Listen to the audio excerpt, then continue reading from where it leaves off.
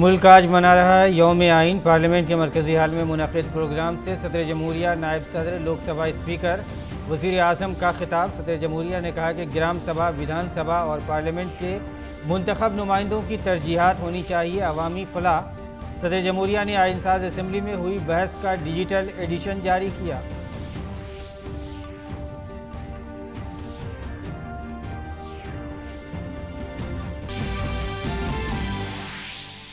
वज़ीर आज़म नरेंद्र मोदी ने सियासी पार्टियों में ख़ानदानी सियासत को बताया जमहूरियत के लिए ख़तरा और आइन की रूह के मनाफी। यौम आइन पर अपने खिताब में वज़ीर आज़म ने कहा, आज़ादी के अमृत महोत्सव में हमारे लिए ज़रूरी है कि फ़र्ज़ के रास्ते पर आगे बढ़ें ताकि हुकूक़ का तहफ़्फ़ुज़ हो सके। मुंबई दहशतगर्दाना हमले की 13वीं बरसी आज। सदर जमहूरिया, वज़ीर आज़म, वज़ीर दाखिला, वज़ीर दिफ़ा समेत पूरा मुल्क हमले में शहीद होने वालों को कर रहा है सलाम।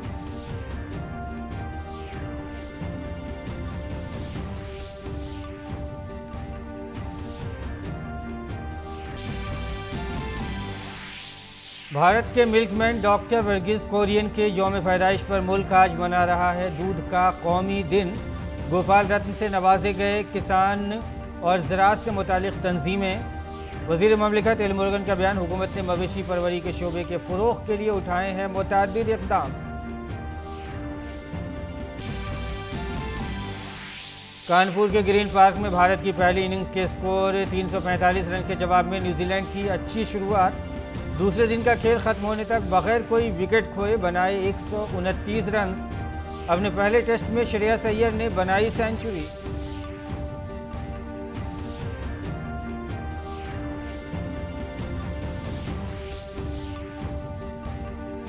नाज़रीन आदाब, उर्दू ख़बरनामे में आपका खैर मकदम है। मैं हूं आपके साथ मसरूर फैज़ी और आइए अब ख़बरों पर तफसील के साथ नज़र डालते हैं। आइन साज असम्बली से भारतीय आइन की मंजूरी की याद में आज मुल्क भर में यौम आइन मनाया जा रहा है। आज के दिन 1949 में आइन साज असम्बली ने आइन के मसवदे को बाज़ाब्ता तौर पर तस्लीम किया था। सदर जमहूरिया रामनाथ कोविंद की सदारत में पार्लियामेंट हाउस के सेंट्रल हॉल में यौम आइन की तक़रीबात का एहतमाम किया गया। इस मौके पर नायब सदर एम वेंकैया नायडू, वज़ीर आज़म नरेंद्र मोदी, लोकसभा स्पीकर ओम बिरला, वुज़रा, अरकान पार्लियामेंट और दीगर मुअज़्ज़िज़ीन मौजूद थे।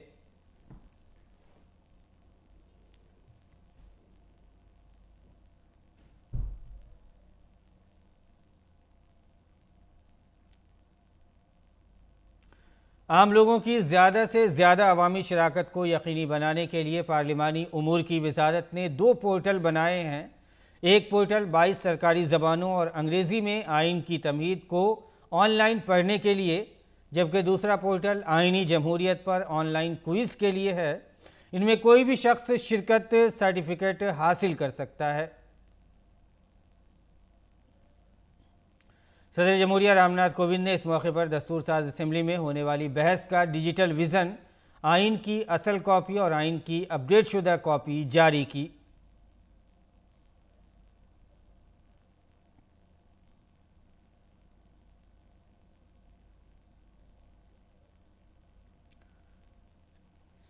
इस मौके पर मौजूद नुमाइंदों ने आइन की तमहीद भी पढ़ी। समाजवादी पंथ ने लोकतंत्रात्मक गणराज्य बनाने के लिए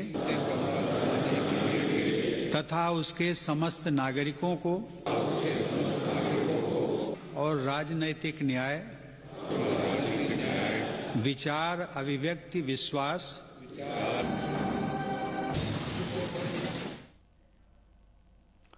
प्रोग्राम से खिताब करते हुए सदर जमहूरिया रामनाथ कोविंद ने कहा कि हुक्मरान जमात और अपोजिशन के अरकान के दरमियान मुकाबला फितरी है, लेकिन ये मुकाबला बेहतर नुमाइंदा बनने और आवाम की फलाह व बहबूद के लिए बेहतर काम करने के लिए होना चाहिए।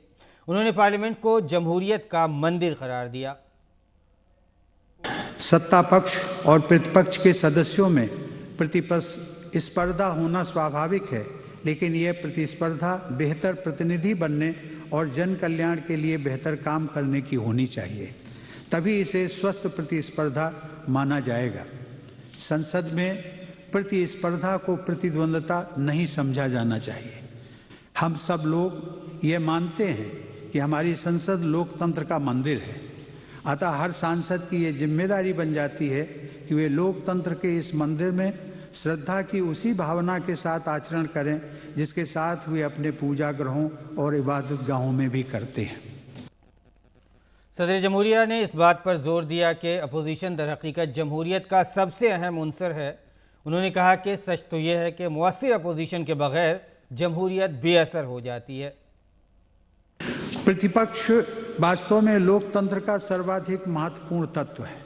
सच तो यह है कि प्रभावी प्रतिपक्ष के बिना लोकतंत्र निष्प्रभावी हो जाता है। सरकार और प्रतिपक्ष अपने मतभेदों के बावजूद नागरिकों के सर्वोत्तम हितों के लिए मिलकर काम करते रहें, यही अपेक्षा की जाती है। हमारे संविधान निर्माताओं ने ऐसी ही परिकल्पना की थी और राष्ट्र निर्माण के लिए यही आवश्यक भी है।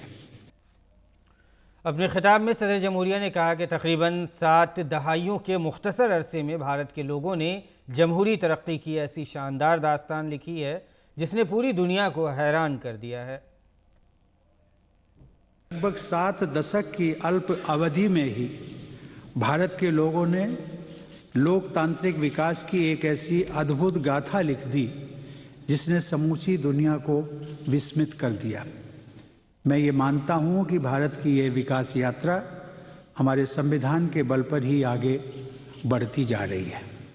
हमारे संविधान में वे सभी उदात्त आदर्श समाहित हैं जिनके लिए विश्व के लोग भारत की ओर सम्मान और आशा भरी दृष्टि से देखते हैं।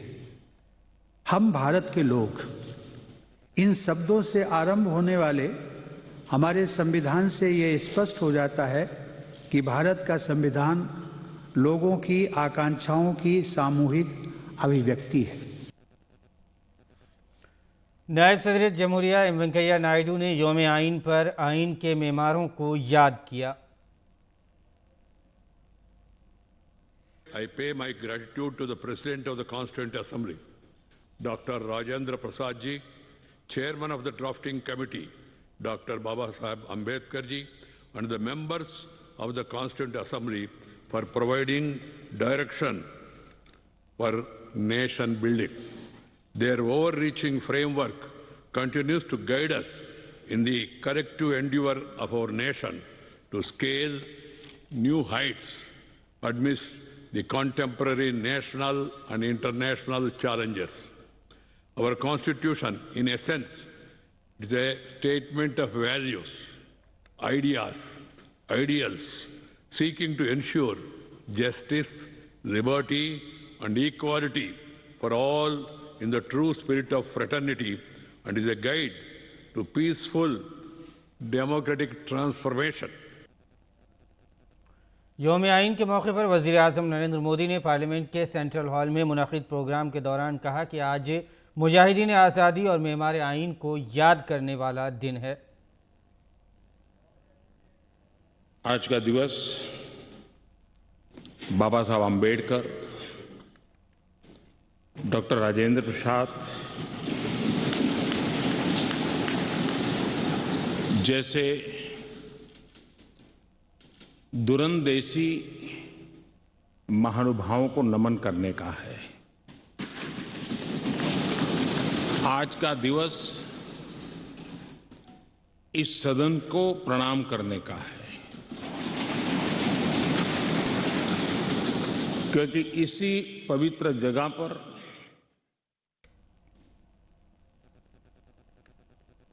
महीनों तक भारत के विद्वज्जनों ने, एक्टिविस्टों ने देश के उज्जवल भविष्य के लिए व्यवस्थाओं को निर्धारित करने के लिए मंथन किया था। से संविधान रूपी अमृत हमें प्राप्त हुआ है, जिसने आजादी के इतने लंबे कालखंड के बाद हमें यहां पहुंचाया है। वज़ीर आज़म ने कहा कि अगर मौजूदा हालात में आइन बनाना होता तो ये एक मुश्किल काम होता, क्योंकि मुल्क की ज़्यादातर सियासी जमातों के लिए कौमी मफाद उनकी तरजीहात में शामिल नहीं है। आज के संदर्भ में देखें तो पता नहीं संविधान का एक पेज भी हम पूरा कर पाते, क्योंकि नेशन फर्स्ट कालक्रम से राजनीति ने उस पर इतना प्रभाव पैदा कर दिया है कि देश हित भी कभी कभी पीछे छूट जाता है। ये उन महानुभावों को प्रणाम इसलिए करना चाहूंगा क्योंकि उनके भी अपने विचार होंगे, उनके विचारों की भी धारा होगी, उस धारा में धार भी होगी, लेकिन फिर भी राष्ट्रहित सुप्रीम होने के नाते सबने मिल बैठ करके एक संविधान दिया। उन्होंने मुल्क में ख़ानदानी सियासत और सियासी जमातों के निज़ाम पर तशवीश का इजहार करते हुए कहा कि ये जमहूरियत के लिए बड़ा ख़तरा है और आइन की रूह के ख़िलाफ़ भी हैं। लोगों को उनके तई होशियार रहना चाहिए। अब भी बड़ा दिल रख करके खुले मन से बाबा साहब आम्बेडकर जैसे मनीषियों ने देश को जो दिया है, इसका पुण्य स्मरण करने की तैयारी ना होना, ये भी एक चिंता का विषय है। साथियों, भारत एक संवैधानिक लोकतांत्रिक परंपरा है। राजनीतिक दलों का अपना एक अहम महत्व है और राजनीतिक दल भी हमारी संविधान की भावनाओं को जन जन तक पहुंचाने का एक प्रमुख माध्यम है। लेकिन संविधान की भावना को भी चोट पहुंची है। संविधान के एक एक धारा को भी चोट पहुंची है जब राजनीतिक दल अपने आप में अपना लोकतांत्रिक कैरेक्टर खो देते हैं। जो दल स्वयं लोकतांत्रिक कैरेक्टर खो चुके हो, वो लोकतंत्र की रक्षा कैसे कर सकते हैं?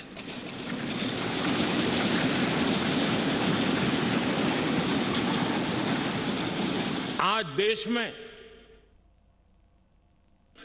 कश्मीर से कन्याकुमारी, हिंदुस्तान के हर कोने में जाइए, भारत एक ऐसे संकट की तरफ बढ़ रहा है जो संविधान को समर्पित लोगों के लिए चिंता का विषय है, लोकतंत्र के प्रति आस्था रखने वालों के लिए चिंता का विषय है, और वो है पारिवारिक पार्टियां।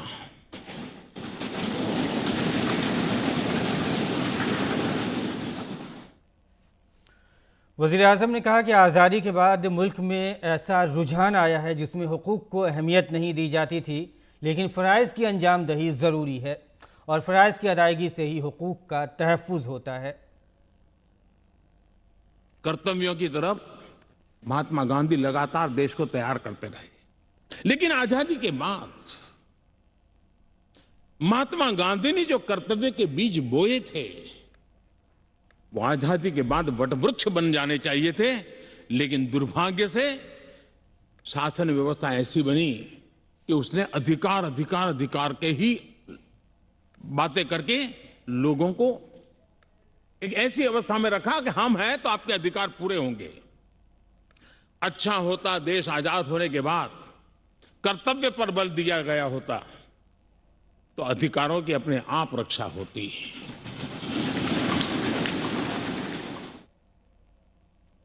और बढ़ते हैं नाज़रीन अगली खबर की तरफ। आज मुंबई हमलों की 13वीं बरसी है। आज के दिन यानी 26 नवंबर 2008 को लश्कर तैयबा के 10 दहशतगर्दों ने बम धमाकों और फायरिंग से मुंबई को हिलाकर रख दिया था। इस हमले में 100 से ज़ायद अफराद हलाक और बड़ी तादाद में लोग ज़ख्मी हुए थे। आज हमले की 13वीं बरसी के मौके पर मुल्क इस हमले में अपनी जान गंवाने वाले सपूतों को याद कर रहा है।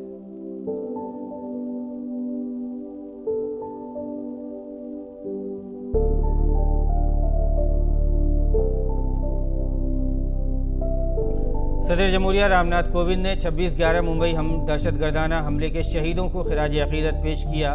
इस मौके पर सदर जमहूरिया ने ट्वीट भी किया। अपने ट्वीट में उन्होंने लिखा कि 26/11 मुंबई दहशतगर्दाना हमले के शहीदों को मेरा दिली खिराज अकीदत।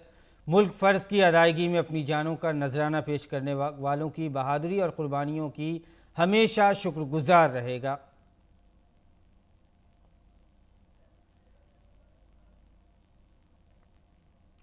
वज़ीर ख़ारजा एस जयशंकर ने ट्वीट किया है कि वो मुंबई हमले को कभी नहीं भूल सकते।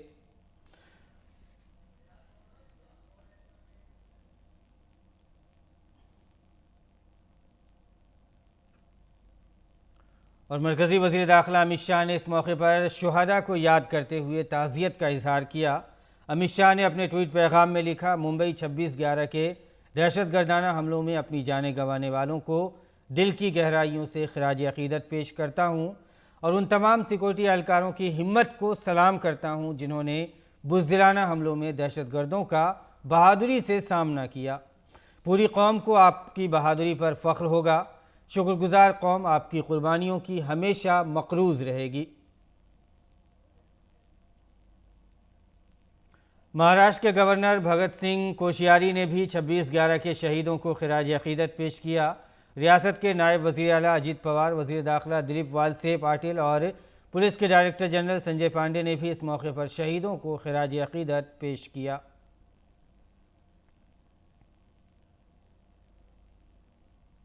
वज़ीर आज़म नरेंद्र मोदी ने कहा है कि जब मुल्क आज यौम तासीस मना रहा है तो मुल्क को उन बहादुरों को नहीं फरामोश करना चाहिए जिन्होंने 26/11 मुंबई दहशतगर्दाना हमलों का मुकाबला किया और अपनी जानें कुर्बान की। वज़ीर आज़म ने मुल्क के उन तमाम बहादुरों को दिली खिराज अक़ीदत पेश किया जिन्होंने मुंबई में 26/11 के दहशतगर्दाना हमलों के दौरान लड़ते हुए अपनी जानें कुर्बान की थी। आज 26/11 हमारे लिए एक ऐसा दुखद दिवस जब देश के दुश्मनों ने देश के भीतर आकर के मुंबई में वह ऐसी आतंकवादी घटना को अंजाम दिया। भारत के संविधान में सूचित देश के सामान्य मानवीय की रक्षा की जिम्मेवारी के तहत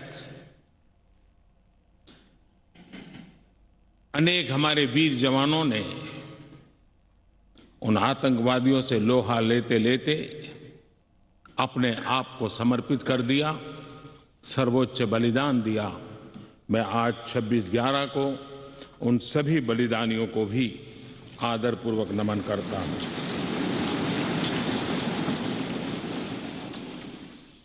मुल्क में अगर दूध के लिए किसी को याद किया जाता है तो वो नाम है वर्गीस कुरियन का। मुल्क में सफ़ेद इनकलाब लाने वाले वर्गीस कुरियन ने भारत की दूध की सनत को हमेशा के लिए बदल कर रख दिया। 30 साल में उन्होंने दूध की कमी का सामना करने वाले भारत को दुनिया का सबसे बड़ा दूध पैदा करने वाला मुल्क बना दिया। उनके ताउन के लिए उन्हें रेमन मैग्सेसे पद्म विभूषण और वर्ल्ड फूड प्राइज़ जैसे एजाज़ात से सरफराज किया गया। उनका यौम पैदाइश 26 नवंबर को उनके एजाज़ में दूध के कौमी दिन के तौर पर मनाया जाता है।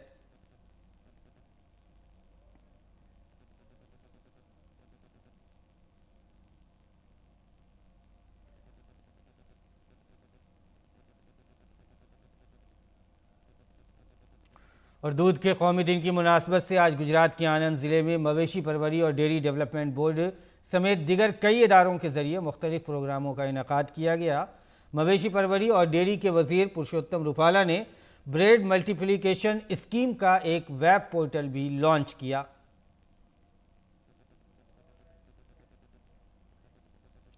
इस प्रोग्राम में एलमुर्गन और संजीव बालियान शामिल हुए। इस प्रोग्राम में दूध के शोबे में काबिल सताइश काम करने वालों को गोपाल रत्न अवार्ड से नवाजा गया। साथ ही IVF लैब का इफ्तिताह किया गया। ब्रेड मल्टीप्लिकेशन स्कीम के वेब पोर्टल का भी इफ्तिताह किया गया। मवेशी परवरी और डेयरी के वज़ीर ममलिकत एलमुर्गन ने कहा कि मरकज़ी हुकूमत ने मवेशी परवरी के शोबे के लिए कई पॉलिसियाँ शुरू की हैं जिससे दूध की पैदावार को फ़रोग़ मिल रहा है। Our government has initiated several policy initiatives in the field of animal husbandry and dairying under Atmanirbhar Bharat. We recently launched the Rashtriya Gokul Mission. It invests 54,000 crore in this sector. It is the largest investment in this sector under the dynamic leadership of our Shri Narendra Modi ji. और ख़बर तमिलनाडु से है, जहां शदीद बारिश का कहर जारी है। बारिश की वजह से सड़कें और निचले इलाकों में पानी भर गया है। महकमे मौसमियात ने तमिलनाडु के तोथिकोरियन, तिरुवनल वैली, तेनकासी, रामानाथापुरम समेत कई अजला में अगले 24 घंटों के दौरान शदीद बारिश के खदशे के पेश नज़र रेड अलर्ट जारी किया है। महकमे मौसमियात ने कहा है कि खलीज बंगाल के जुनूब के वस्ती हिस्से में एक साइक्लोनिक गर्दिश है जो समंदर के सतह से 5.8 किलोमीटर ऊपर तक फैला हुआ है और इसी की वजह से तमिलनाडु में शदीद बारिश होने का इम्कान है।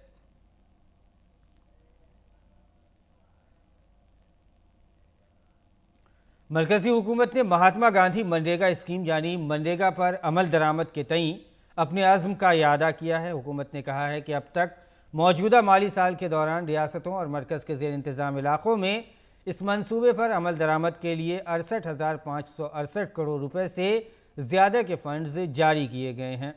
बजट तखमीनों के मुताबिक गुज़िश्ता माली साल के मुकाबले रवा माली साल के दौरान फ़ंड्स की मुख्तस रकम में 18% से ज़ायद इजाफ़ा हुआ है। रवा माली साल के दौरान मुस्तफ़ीदीन के मुतालबे के मुताबिक अब तक 240 करोड़ से ज़्यादा दिन काम हुए हैं। हाल ही में वज़ारत ख़जाना ने अबूरी इक़दाम के तौर पर मनरेगा के 10,000 करोड़ रुपए का इजाफी फ़ंड मुख्तस किया है। और नाज़रीन, अब बात कोरोना की। वज़ारत सेहत और ख़ानदानी बहबूद के मुताबिक मुल्क में कोरोना के मामलात में मुसलसल कमी आ रही है। गुज़िश्ता रोज़ मुल्क भर में कोरोना के 10,549 नए मामले दर्ज किए गए। इसके साथ ही 24 घंटों के दौरान 9,868 मरीज़ इलाज के बाद सेहतयाब हुए। इसके बाद मुल्क में सेहतयाबी की शरह 98.3% हो गई है। एक्टिव मामलों की कुल तादाद कम होकर 1,10,133 रह गई है। कोविड वबा के खिलाफ सबसे मौसर हथियार के तौर पर शुरू की गई टीकाकारी मुहिम में अब एक नया रिकॉर्ड कायम हुआ है। अब तक मुल्क में 120 करोड़ 27 लाख से ज़्यादा टीके लगाए जा चुके हैं। साथ ही गुज़िश्ता 24 घंटों के दौरान 83,88,000 से ज़्यादा कोविड वैक्सीन लगाई गई।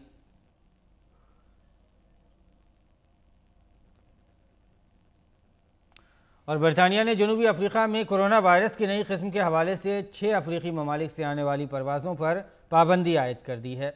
बरतानिया ने जनूबी अफ्रीका और बोत्सवाना में कोरोना वायरस के नए स्ट्रेन पर तशवीश का इजहार करते हुए कहा है कि इन ममालिक में कोई तैयारा नहीं भेजा जाएगा। साथ ही बरतानिया ने यह भी कहा है कि नए वेरिएंट पर कोरोना वैक्सीन के असर के बारे में शक है कि आया इसका मुकम्मल असर पड़ेगा या नहीं। यूरोपीय यूनियन ने कोरोना के असरात को कम करने के लिए कोरोना की बूस्टर डोज की तजवीज़ पेश की है। यूरोपीय यूनियन ने कहा है कि यूरोप के बाशिंदे दूसरे ममालिक का सफ़र करने के लिए बूस्टर डोज का इस्तेमाल कर सकते हैं। यूरोप के कई ममालिक में कोरोना के मामलात पर काबू पाने के लिए बूस्टर डोज को तरजीह दी जा रही है। यूरोपीय यूनियन के ड्रग रेगुलेटर ने 5 से 11 वर्ष के बच्चों के लिए फाइजर वैक्सीन को मंजूरी दे दी है। कोरोना वायरस की नई लहर के दरमियान लाखों स्कूली बच्चों को वैक्सीन लगाने का रास्ता साफ हो गया है। ये पहला मौका है जब यूरोपीय यूनियन मेडिसिन एजेंसी ने बच्चों को वैक्सीन लगाने को मंजूरी दी है। इससे पहले ऑस्ट्रेलिया की राजधानी वियना के अफसरों ने पहले से 5 से 11 साल के बच्चों को वैक्सीन देने की इब्तदा कर दी है। रूस के साइबेरिया के एक कोयले की खान में आग लगने के दौरान 52 लोगों की अफराद की मौत हुई और दर्जनों मजीद मजदूर जो हैं लापता हैं। रूस की तहकीकाती कमेटी ने हिफाजती कवानीन की खिलाफ वर्जी के इल्ज़ाम में आतिशज़दगी के वाक़े की तहकीकात शुरू कर दी है। रूसी सदर व्लादिमीर पुतिन ने कान हादसे में हलाक होने वालों के तई ताज़ियत की है। साथ ही ज़ख्मियों की हर मुमकिन मदद का हुक्म दिया है।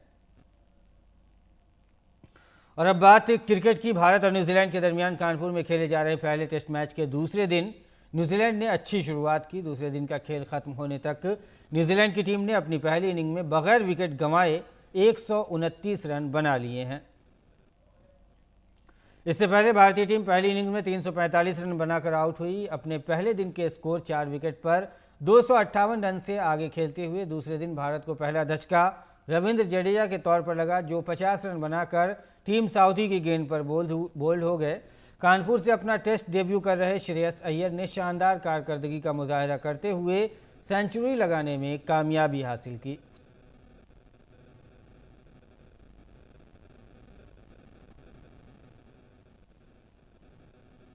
और नाज़रीन, इसके साथ ही उर्दू खबरनामा इख्तिताम को पहुंचता है। फिलहाल इजाज़त दीजिए, आदाब।